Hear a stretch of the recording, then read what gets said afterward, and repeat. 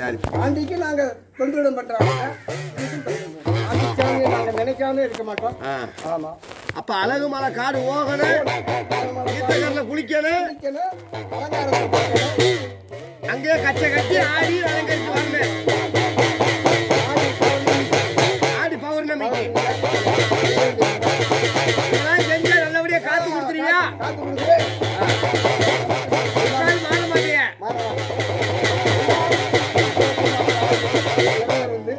கச்சை கட்டி ஆடி இப்ப அங்க காத்துக்கிடுவேன்.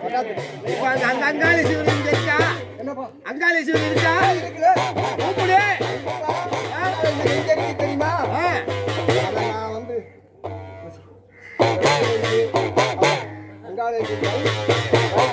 சரி, அழகுமலை காடு போய் ராக்காயிட்ட போய் படிவாசல்ல வாக்கா வாங்கி வந்துடுறான். வந்து இந்த எல்லையில உன் பெரியவருக்கு பூசை பண்ணிடுறான்.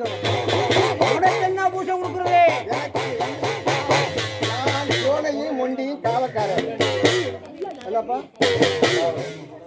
செய்ய வேண்டியது சாமி. நொண்டி இருக்கா சோனை இருக்கா?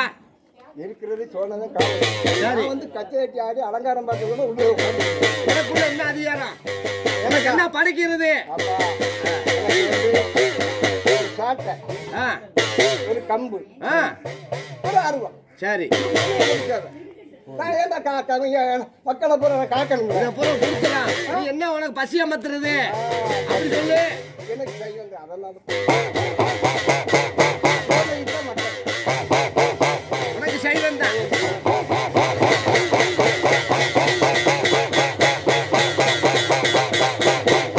உங்க அண்ணன் ஜோனைய கூப்பிடு.